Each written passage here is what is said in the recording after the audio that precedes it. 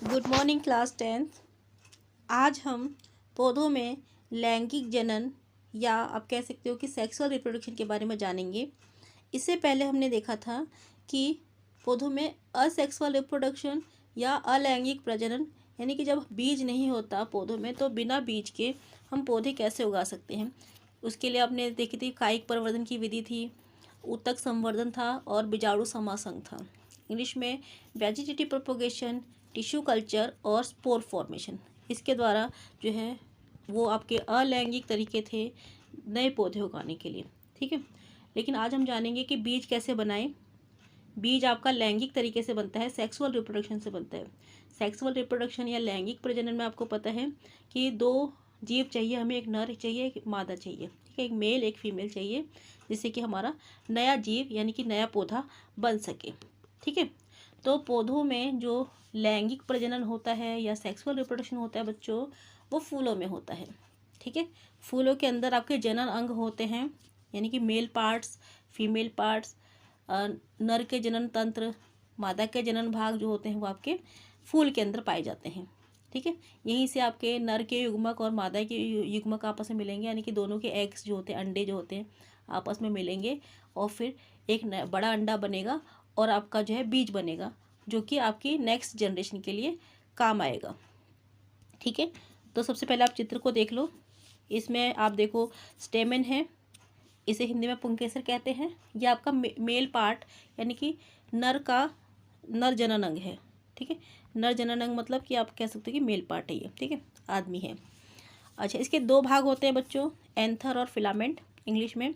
हिंदी में इसको पराग कोश और तंतु कहते हैं। वो गलती से मैंने पराग कण लिख दिया है तो उसको आप चेक ठीक कर लीजिएगा। ठीक है, एंथर को हम पराग कोश कहते हैं, तंतु फिलामेंट को तंतु कहते हैं। ठीक है, तो एंथर और फिलामेंट, पराग कोश और तंतु मिलके आपका जो आपके मेल पार्ट होते हैं, ठीक है, नर जनन अंग होते हैं, वो बनाते हैं। ठीक है, वो बनाते हैं और इसको हम इकट्ठा बोले तो उसको हम बोलते हैं आपका स्टेमेन और हिंदी में पुंकेसर। ठीक है, उसके बाद आप देखो साइड में देखो इस तरीके से लिखा हुआ है और पिस्टल लिखा हुआ है। ये फीमेल पार्ट है, ये मादा का जनन अंग है। इसको हम इंग्लिश में पिस्टल कहते हैं, हिंदी में स्त्री केसर कहते हैं। इसके भी 3 भाग होते हैं। हिंदी में देखो वर्तिकार्ग, मोटा मोटा हिस्सा दिख रहा है आपको, पीला पीला ऊपर देखो बीच में बिल्कुल वर्तिका, एक ट्यूब जैसी संरचना दिख रही होगी आपको, और अंडाशय, नीचे एक अंडे जैसा शेप दिख रहा होगा। ठीक है, अंडाशय। ठीक है, अच्छा इंग्लिश में इसको बोलते हैं स्टिग्मा। ऊपर जो मोटा मोटा दिख रहा है आपको येलो कलर का स्टिग्मा है। एक ट्यूब जैसी संरचना दिख रही होगी स्टाइल, उसको स्टाइल बोलते हैं। और नीचे ओवरी, जो फूला हुआ हिस्सा है फूल के नीचे, जब फूल को पकड़ते हो तो मोटा मोटा हिस्सा दिखता है, लगता है हाथ में टच होता है। जब अपने गुलाब का फूल कभी पकड़ा होगा तो नीचे मोटा मोटा फील होता है, वो आपका अंडाशय या ओवरी होता है। ठीक है, ये तीनों मिला के आपका फीमेल का पार्ट बनाते हैं। ठीक है, यानी कि मादा जनन अंग बनाते हैं या फीमेल पार्ट बनाते हैं। उसके बाद आप देखो बीजांड आपको दिख रहा है, एक येलो से कलर का एग जैसा आपको दिख रहा है। जो पूरा फूला हुआ हिस्सा है वो तो आपका ओवरी है। ठीक है, ओवरी में फ़र्क देखो, जो आपका ब्राउन शेप में कवर है वो आपका ओवरी है, पूरा ओवरी है। और उसके अंदर एक छोटा सा एग जैसा शेप का और है, उसको बीजांड बोलते हैं हिंदी में बच्चों, इंग्लिश में ओव्यूल बोलते हैं।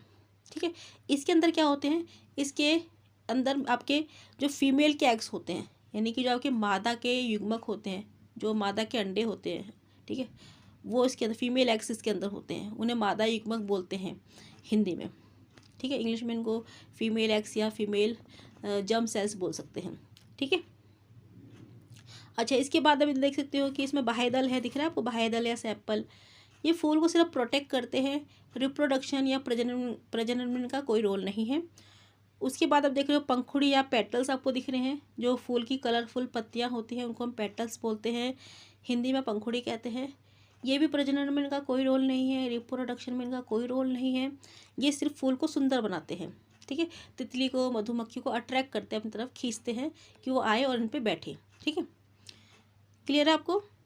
अच्छा उसके बाद आप देखो स्टार्ट करते हैं कि बीज कैसे बनेगा, उसके बाद हम जानेंगे कि फल कैसे बनेगा। ठीक है, क्योंकि बीज जो बनेगा, जो बीज हमारा क्या है, बीज हमारा नेक्स्ट जनरेशन है।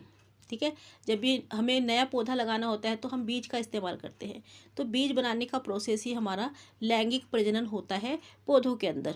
ठीक है, या उसे हम सीड बोलते हैं इंग्लिश में, सीड, ठीक है, हिंदी में बीज बोलना। अच्छा, अब वापस से आप आ जाओ स्टेमन यानी कि पुंकेसर पे आप आ जाओ।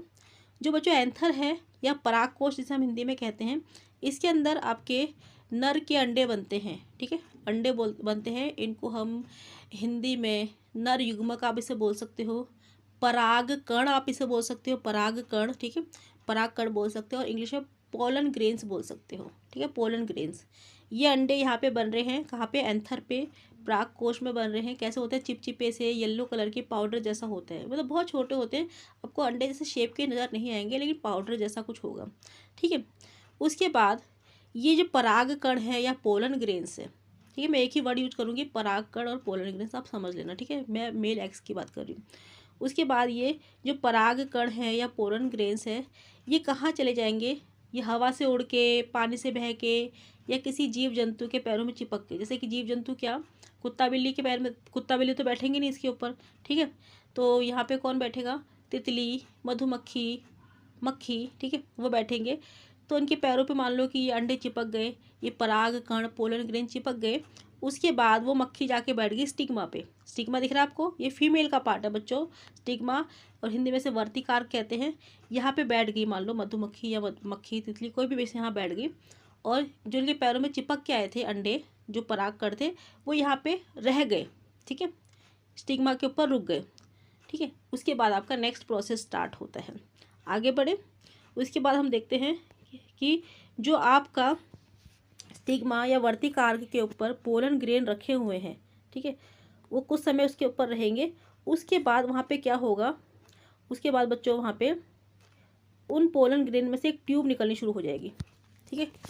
आप जैसे हम चने के दाने को, मटर के दाने को कुछ समय तक पानी में भिगोते हैं, उसमें स्प्राउट्स या अंकुर निकलने शुरू हो जाते हैं, तो वैसे ही इन पोलन जो ग्रेन हैं या पराग कण हैं, इनमें से ट्यूब जैसी संरचना, एक नली जैसी संरचना निकलनी शुरू हो जाएगी, जैसे कि आप चित्र में देख सकते हो, ठीक है। एक की तो पूरी निकल चुकी है नली से संरचना, वो आपकी पूरी नीचे तक जाके आप देख रहे हो कि जो बीजांड है, जो आपका ऑरेंज कलर का बीजांड दिख रहा है, इसके अंदर घुस गई, दिख रहा है आपको, ठीक है। और दूसरी की अभी थोड़ी सी रह गई है, जो पोलन ग्रेन है, इसकी ट्यूब, इसकी जो कह सकते हो पूंछ कह सकते हो, ठीक है।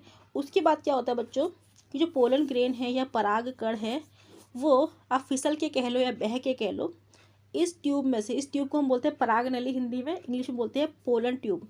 तो पोलन ट्यूब या पराग नली से ये पोलन ग्रेन्स या पराग कण फिसल के कहाँ पहुँचेंगे, बीजांड के अंदर। जो ऑरेंज कलर के आपका अंडा दिख रहा है, बीजांड, मैंने आपको बताया था बीजांड भी बोलते हैं इसे, इंग्लिश में ओव्यूल बोलते हैं।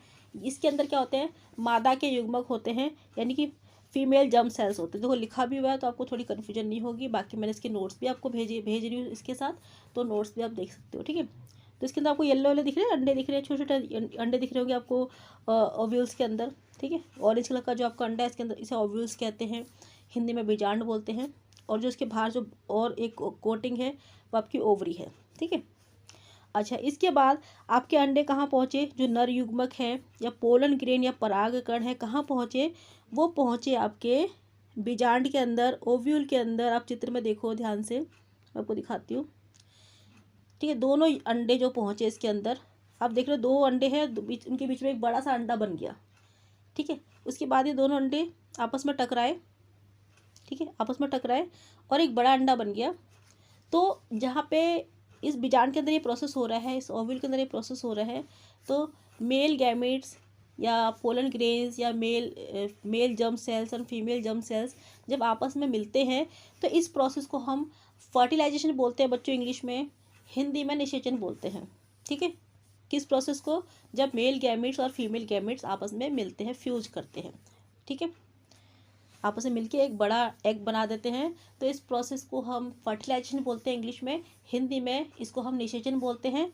और जो नया बड़ा एग बनता है उस एग को हम बोलते हैं जाइगोट, इंग्लिश में जाइगोट बोलेंगे, हिंदी में इसको हम बोलेंगे युग्मनज, ठीक है। ये भी मैंने आपको नोट्स में भेजा हुआ है, आप देख सकते हो। उसके बाद ये युग्मनज जो है बड़ा होगा, जैसे बच्चा पेट में होता है तो बढ़ता है, पहले छोटा सा होता है, फिर धीरे धीरे बढ़ता है, ठीक है। उसकी जो मतलब कि आँख, नाक, कान, मुंह, उसके जो बॉडी पार्ट्स तो बनते हैं, तो वैसे ही ये जाइगोट जो है एक बच्चे के रूप में परिवर्तित हो जाता है कुछ टाइम बाद, ठीक है। जाइगोट से एक बच्चा बन जाता है, उस बच्चे को बोलते हैं बच्चों भ्रूण, हिंदी में भ्रूण कहते हैं, इंग्लिश में एम्ब्रियो कहते हैं। ठीक है, वो कहाँ है, वो भी इसी के अंदर, बीजांड के अंदर ही रहेगा। वो समझ में आ गया आपको, बीजांड के अंदर ही वो बच्चा रहेगा, उसे हिंदी में भ्रूण कहते हैं, इंग्लिश में एम्ब्रियो कहते हैं। ठीक है, उसके बाद क्या होता है, ये जो बीजांड होता है इसके बाहर एक मोटी परत चढ़ जाती है। क्यों चढ़ जाती है, कि जो अंदर बच्चा बना है, जो भ्रूण बना है, उसको बचाने के लिए, प्रोटेक्ट करने के लिए, कि बाहर के इन्वायरमेंट से हवा पानी या कोई धक्का मुक्की ना उसको लगे, उसको बचाने के लिए जो आपका बीजांड है इसके बाहर एक मोटी सी कवरिंग चढ़ जाती है, और भ्रूण कहाँ रह जाता है, भ्रूण अंदर रह जाता है। ठीक है, तो भ्रूण बनता है और भ्रूण को एम्ब्रियो बोलते हैं इंग्लिश में।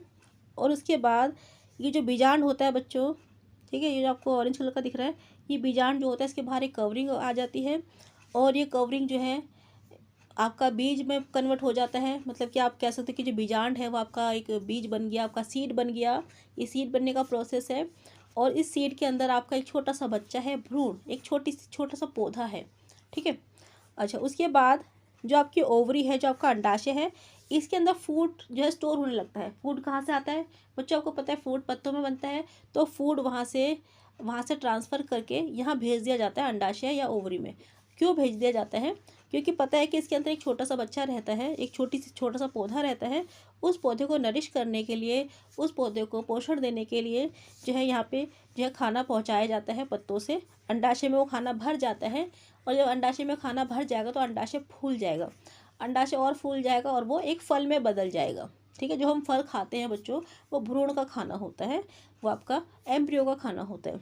ठीक है, तो इस तरह से आप देख रहे हो कि जो आपकी ओवरी है, अब बोलोगे कि जो ओवरी है वो फल में बदल जाती है, और जो आपका ओव्यूल है वो आपका ओव्यूल या आपका बीजांड है वो आपका सीड में बदल जाता है, यानी कि बीज में बदल जाता है। और इसके अंदर आपका छोटा सा एम्ब्रियो या छोटा सा भ्रूण, एक छोटा सा पौधा इसके अंदर होता है।